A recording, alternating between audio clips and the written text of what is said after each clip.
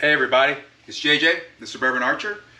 Today I'm going to go on a ruck, but I'm going to do it inside. It's raining a little bit outside, and if I'm being honest, I want to feel a little more comfortable than uncomfortable. So I'm still going to do some work, but I'm going to do it on my treadmill while I watch YouTube videos on the television behind me. I've done some rucks in the past, quite a few actually.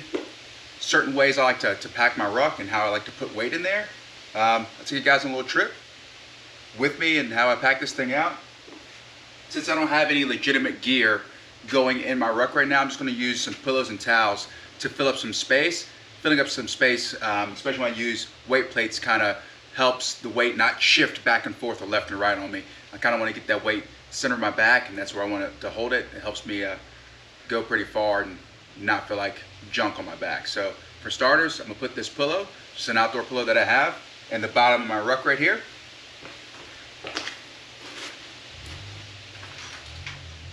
Cool, fits perfect. Then I got a 25 pounder, drop it on in. Probably set that a little higher. See how tall the ruck is compared to that weight. Move you guys down some.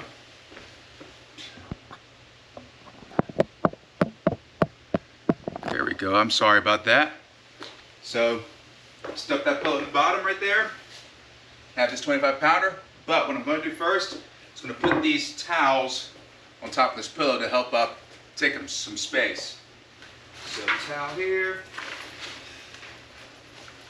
Zip this guy from the bottom as I load it, so everything kind of stays in and I can kind of build on top of what I already have going on.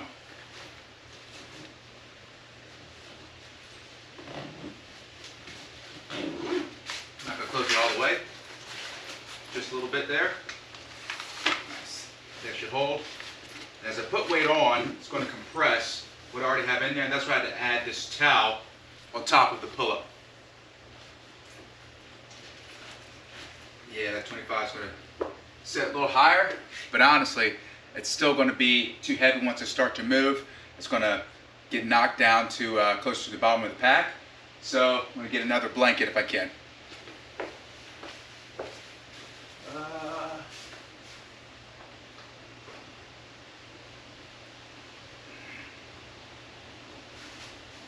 Didn't exactly want to use this good blanket. For those of you watching, please don't tell my wife.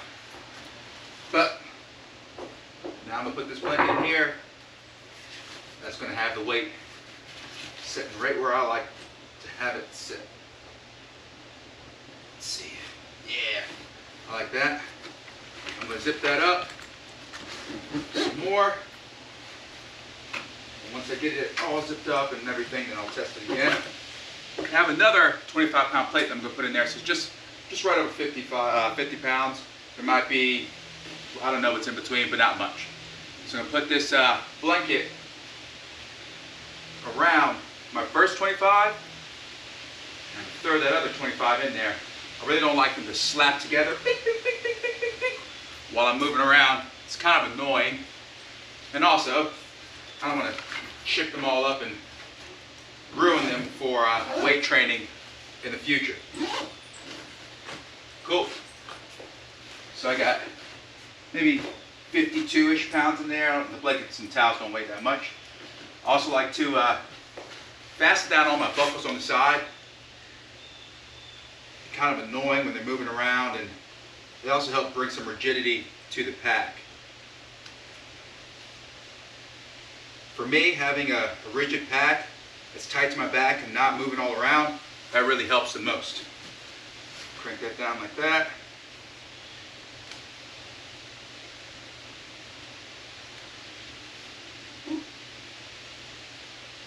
Woo. All right, same to the other side.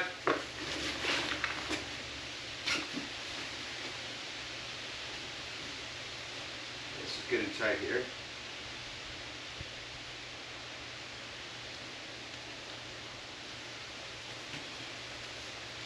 And this bottom one.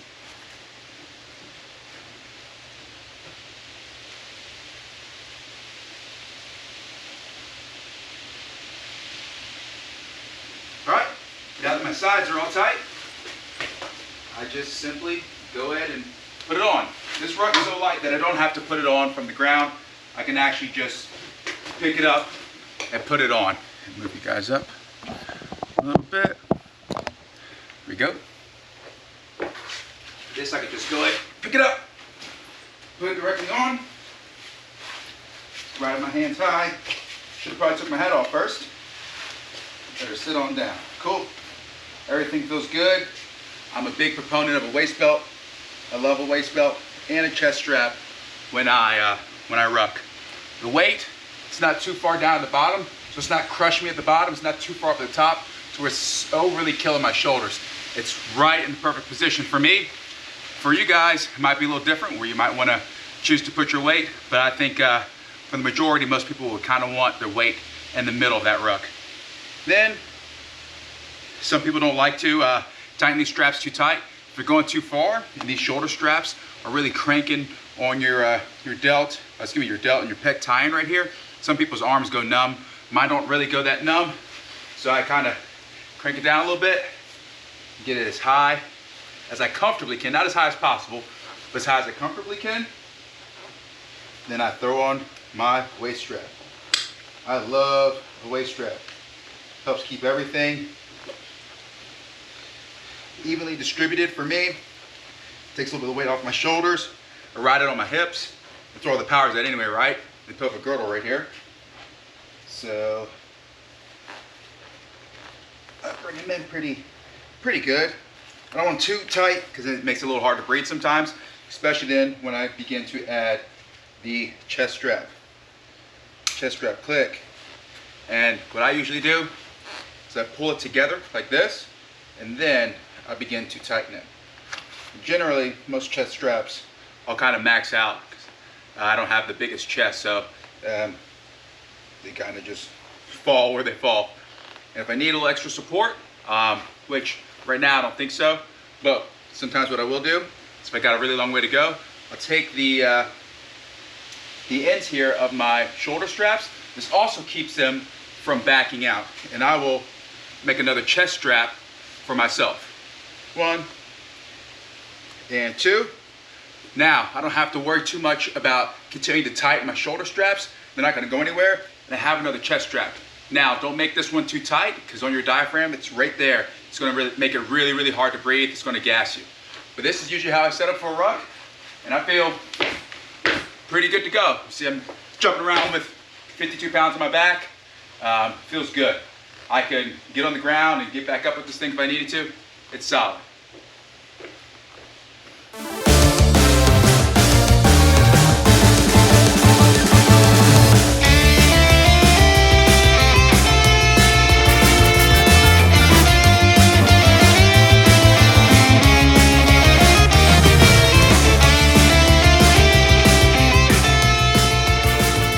Tell you what, me wanting to be a little more comfortable, I actually made rucking on the treadmill 10 times harder. I don't know if this is a good initial test for me to just hop on the treadmill and go for a little ruck there. I think I'm just gonna stop being lazy, going outside in the rain, and I'll take you guys with me. Come on.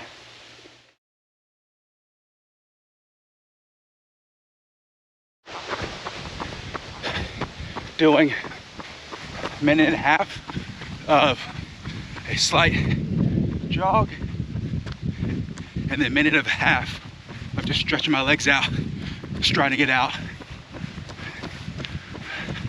No real distance goals or time goals today. Just trying to get used to moving with some weight on my back. That's all.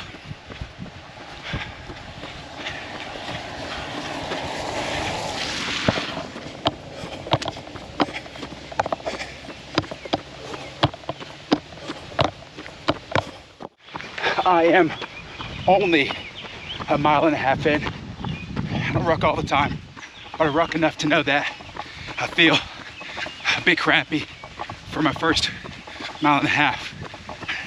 Something I have done different though is I'm wearing my zero shoes hiking boots. And they are, I'll stop real quick.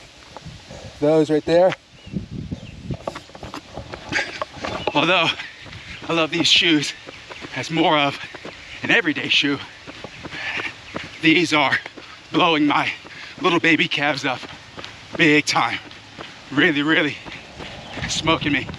So for those of you that aren't used to doing anything in minimalist shoes, going on a ruck might not be the best way to start experimenting with minimalist shoes. Just food for thought. All right, even though the treadmill beat me up at the beginning and I was moving at a 19-minute pace, still able to get back to the crib. 4.03 miles, still under 60 minutes, 57, or just turned 58 right now. So I feel pretty good about that. Gotta fix my GoPro though. So after the ruck, I decided to get a little bit of shooting on for two reasons. Mainly because I hardly ever shoot in the rain, and secondly because I've never shot with weight on my back before. I felt like this was a good way to mimic a potential hunt in the future, and I didn't do too bad, but I could definitely tighten that group up. I could tell I was fatigued.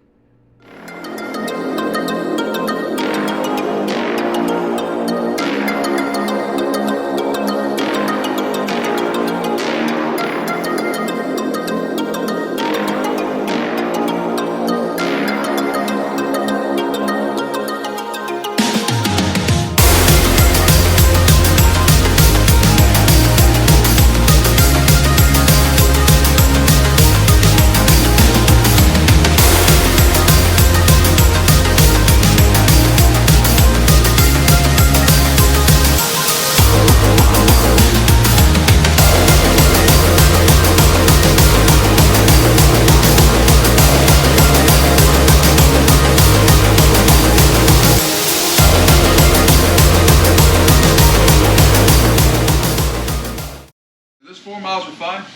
No land speed records, no crazy distance that we covered. Only 4 miles, 4.03 in fact, at 58 minutes. Sorry GoPro, gave up on me, but I dried it out a little bit. It was raining and it works now again. So next time I'm gonna have to pay attention to that and kind of maybe put you guys in a plastic bag or something, I don't know. But not to insult anyone's intelligence, but sometimes taking care of your gear isn't something that's always talked about that I've seen. So I like to go over what I do when I'm done with any evolution, whether it be a ruck or a run or something like that, if I have a whole bunch of wet gear. It's super simple right here for me. I just open it up so it can air out from the inside, and then I hang it upside down on this thing right here. So whatever water is going to drip off, I can mop that up, super simple. I take all the things that would be like cotton and or like my synthetic clothing or anything like that. Take all those things out, wash them, dry them that way. I don't store my gear. You see all my gear that's stored over here. I'm not going to store this wet bag back up there with all that other stuff. That's just going to get a moldy, mildewy smell, and it might start to break down these fibers later on. This is Cordura, so it should last, but in the event that for whatever reason it begins to degrade, it's going to get really stinky, and I know that drying this thing out is going to be better for it than not. And that's it. Dry your stuff out. Super simple. Hang it up.